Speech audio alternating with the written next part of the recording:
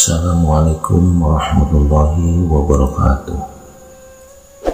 Semoga saat ini kita semua masih berada dalam lindungan Allah Subhanahu wa Ta'ala. Pada kesempatan kali ini kita akan mengupas sedikit tentang hijab atau tutupan mata hati. Bagi penempuh jalan kerohanian atau spiritual, pastilah sering mendengar kata yang dinamakan dengan hijab. Bahkan banyak yang bertanya tentang bagaimana caranya dalam menghilangkan hijab ini, agar diri ini mampu merasakan dengan penglihatan mata hati untuk melihat kebesaran-kebesaran Allah Subhanahu wa Ta'ala dengan menggunakan rasa. Di sini perlu kita ketahui bahwa di dalam setiap tahapan makom perjalanan spiritual sudah pastilah memiliki hijabnya masing-masing. Maka dari itu, mari kita coba tafakuri diri ini untuk memahami persoalan yang dinamakan hijab ini. Hijab dalam artian umum adalah suatu pembatas atau dinding penutup atau tirai penutup diri, sehingga diri ini tidak mampu merasakan dan melihat dengan mata hati tentang keberadaan Allah Subhanahu wa Ta'ala. Coba kita renungkan di saat awal pertama kalinya kita diciptakan. Pada saat itu kita sangatlah dekat dan selalu bersama Allah Subhanahu wa Ta'ala.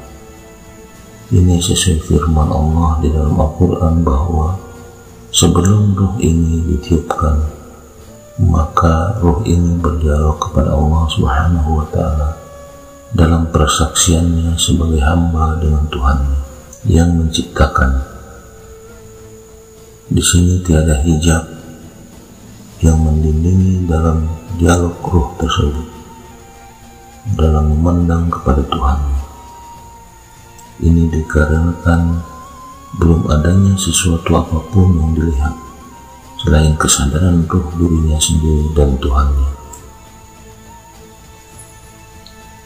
Kemudian setelah ruh diturunkan menuju alam malakut, yang di alam malakut inilah ruh sudah memiliki pakaian berupa cahaya wujud, sehingga cahaya ruh tersebut sudah berprofil seperti wujud halus yang bercahaya. Dan wujud profil bercahaya itulah yang dinamakan jiwa. Maka di sini ruh telah melihat banyaknya wujud yang telah menyata, dari nur yang tadinya tiada berwujud menjadi nyata dalam wujud profil cahaya.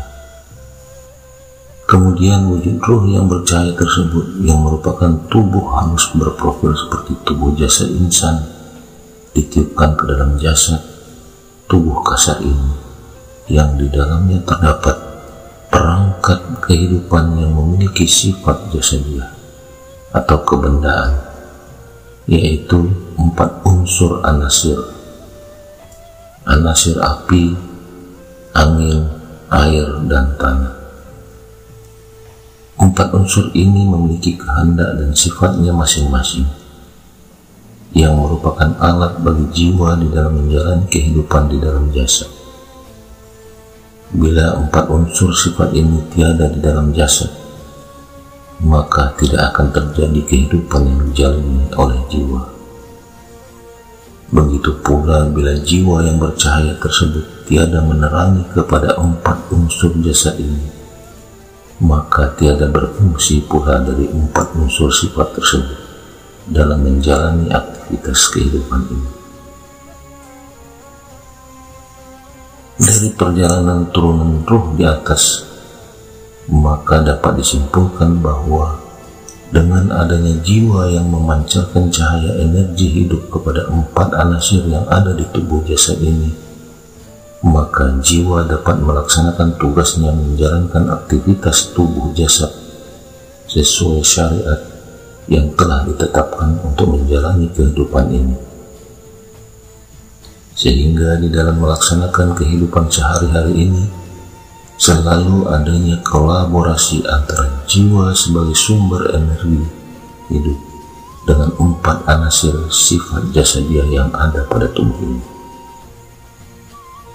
Dengan adanya pancaran cahaya energi hidup jiwa ini yang menggerakkan jasad, maka dengan itu pula kesadaran hidupnya jiwa ini telah menyatu adanya dengan tubuh jasad ini.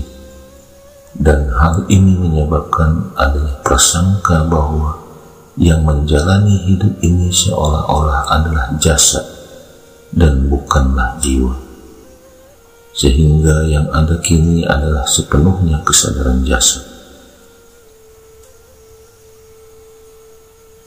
Dengan adanya jiwa yang senantiasa selalu berada di dalam kesadaran wujud nyata jasad ini di dalam kehidupannya, maka dengan itu pula kini jiwa telah banyak melihat wujud benda materi lain di luar dirinya yang beragam bentuknya selain dirinya dan Tuhannya, yang di dalam prasangkanya bahwa yang dilihat wujud materi kebendaan ini seolah nyata adanya, padahal hakikinya adalah ada atau tiada. Dengan semakin banyaknya wujud lain yang terlihat di luar dirinya, maka disinilah diri ini semakin jauh dan semakin terhijab dari Tuhannya. Dikarenakan banyaknya beragam wujud yang terlihat yang seolah nyata dalam pandangan lahiriahnya, sehingga lupalah diri ini akan asal kejadiannya. Dikarenakan ragam wujud materi ini telah menutupi dan melalaikan dirinya. Kemudian Allah Subhanahu wa Ta'ala dengan rahmat kasih sayangnya yang tiada henti selalu mengingatkan jiwa ini dengan berbagai perantara, yaitu melalui malaikatnya, kitabnya, dan rasulnya, maupun kejadian-kejadian yang terjadi di alam ini, agar kita ingat dan kembali dan mengenal dari mana asal kejadian kita dan siapa di balik kenyataan ini semua. Maka dengan gambaran di atas sudah dapat kiranya kita pahami bahwa hijab yang menghalangi seorang hamba menuju kepada Tuhannya pada makom awal atau di makom jasad ini antara lain adalah: yang pertama, kelalaian kesadaran diri hamba ini yang diakibatkan terlalu banyaknya memandang wujud tajallinya Allah Subhanahu wa Ta'ala berupa materi yang beragam banyaknya yang disangka nyata adanya. Kedua, dengan adanya prasangka dari wujud kenyataan berbagai kebendaan ini, maka kesadaran diri ini terlalu disibukkan dan dilalaikan oleh permainan beragam wujud kenyataan benda tersebut. Pada tahap awal ini singkatnya adalah bahwa terlalu larutnya kesadaran diri ini di dalam kelalaian terhadap wujud kenyataan benda yang terlihat adanya ini, dan diri yang selalu disibukkan oleh kecenderungan kehendak jasadiah atau hawa nafsu terhadap materi wujud yang terlihat dan seolah nyata dalam pandangannya, padahal semua itu adalah tiada adanya. Maka pada makom jasad ini, dunia dan seisinya yang tampak inilah yang dinamakan hijab atau tutupan diri dan mata hati yang melalaikan dalam mengingat dan melihat kepada Allah Subhanahu wa Ta'ala. Karena banyaknya keinginan dari kepentingan jasad yang dimotori oleh hawa nafsu kebendaan, sesuai dengan firman Allah Subhanahu wa Ta'ala yang maksudnya bahwa dunia ini hanyalah permainan dan senda gurau belaka yang melalaikan dari mengingat Allah Subhanahu wa Ta'ala. Kemudian masuk pada tahap kedua, yaitu makom jiwa atau kolbu. Di sini hijab atau tutupan penghalangnya antara lain adalah: yang pertama, sifat kecenderungan jiwa dalam berprasangka masih adanya sesuatu selain Allah Subhanahu wa Ta'ala pada kenyataan wujud yang ada ini. Ini terjadi karena jiwa masih dipengaruhi oleh 4 anasir sifat jasadiah yang cenderung kepada cinta kebendaan. Baik itu prasangka melalui pikiran maupun hati kita sendiri di dalam memandang setiap wujud benda yang ada. Kedua, kurangnya ilmu pengetahuan kepada jiwa tentang ketauhidan yang mengakibatkan tidak adanya kekuatan jiwa di dalam keyakinan diri untuk beramal pada Allah Subhanahu wa Ta'ala. Di sini bisa kita simpulkan bahwa bila jiwa ini masih berkolaborasi dengan sifat kebendaan jasadiah dan tidak mampu kesadaran diri jiwa ini memisahkan dari kehendak kepentingan jasad, maka selamanya jiwa ini akan terhalang dalam mengingat Allah dan wusul kepada Allah Subhanahu wa Ta'ala, yang diakibatkan tebalnya pengaruh sifat kebendaan yang ada di dinding mata hati. Jiwa yang dipengaruhi oleh sifat hawa nafsu ini dominan mewujudkan sifat buruk di dalam hati, berupa sifat iri, dengki, sombong, angkuh, ingin dipuji, merasa diri ini paling benar dan melebihi yang lainnya, dan sebagainya. Inilah yang dikatakan sebagai penyakit hati dan sumber hijab bagi jiwa. Di tahap ketiga, yaitu pada makom roh, hijab yang menutupinya adalah: yang pertama, tidak dapat memahami maksud daripada rasa sejati yang ada dan tidak mengetahui kemana arah tujuan dihadapkannya rasa sejati yang ada tersebut. Kedua, masih kuatnya keegoan adanya diri ini, atau masih kuatnya kesadaran diri yang menyatakan adanya pengakuan diri ini, sehingga sulitnya mencapai kefanaan atau leburnya sifat kehambaan kepada sifat nurnya Allah Subhanahu wa Ta'ala.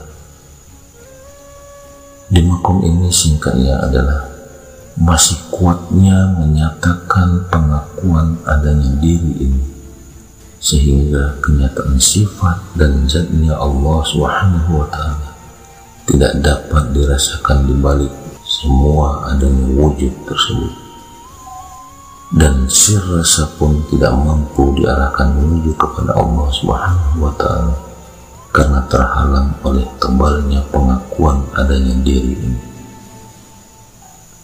Lalu bagaimana caranya agar kita dapat melewati hijab atau tutupan dinding tirai ini agar dapat kembali kepada kesadaran sejati pada saat kita dahulu bersama Allah Subhanahu wa Ta'ala di alam nur?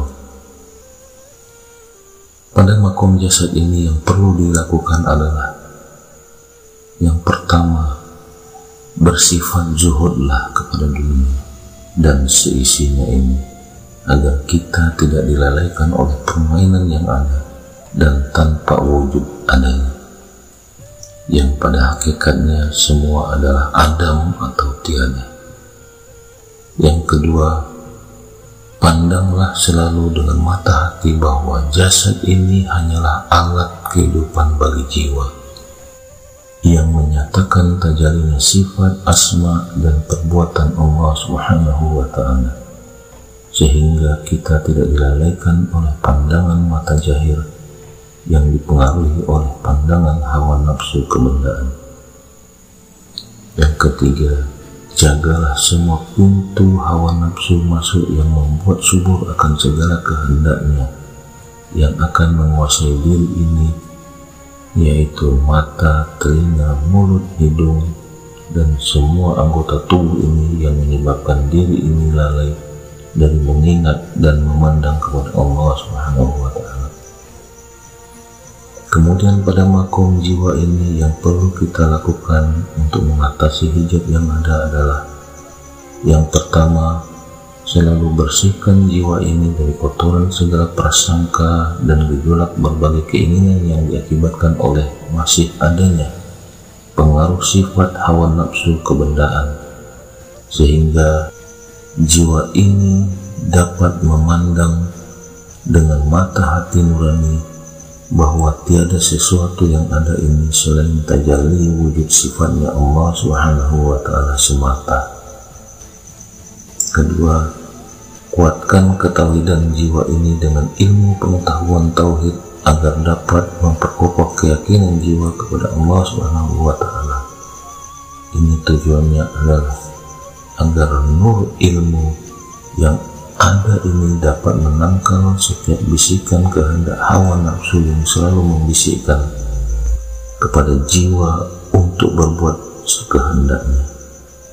Ini sesuai dengan firman Allah Subhanahu wa ta'ala yang maksudnya bahwa beruntunglah bagi siapa yang selalu membersihkan jiwanya, dan merugilah bagi siapa yang mengotorinya dengan pengaruh sifat kebendaan hawa nafsu yang ada.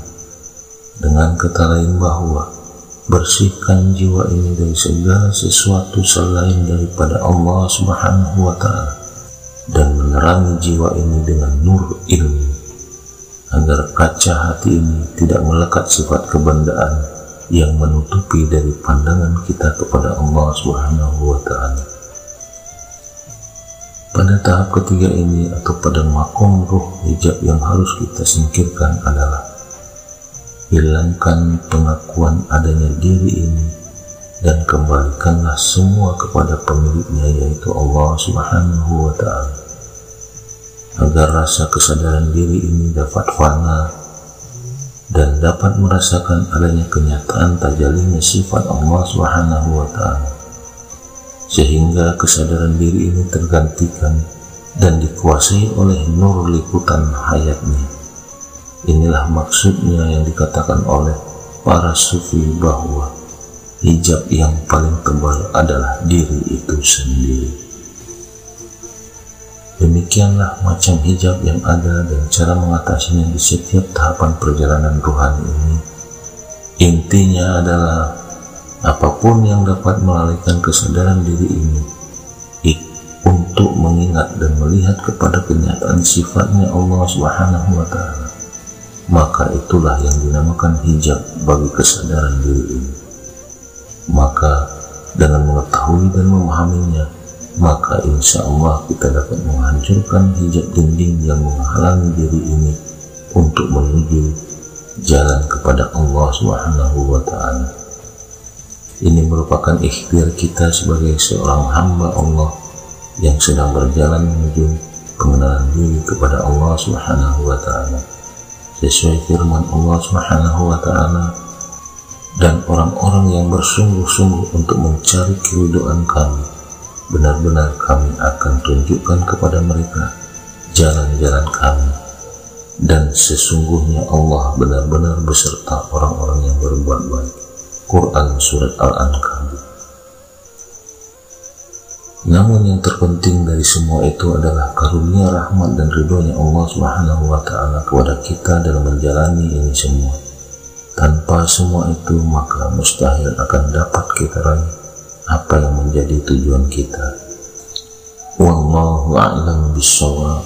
Semoga bermanfaat untuk kita semua. Akhirul kalam, wabillahi taufiq wal hidayah. Wassalamualaikum warahmatullahi wabarakatuh.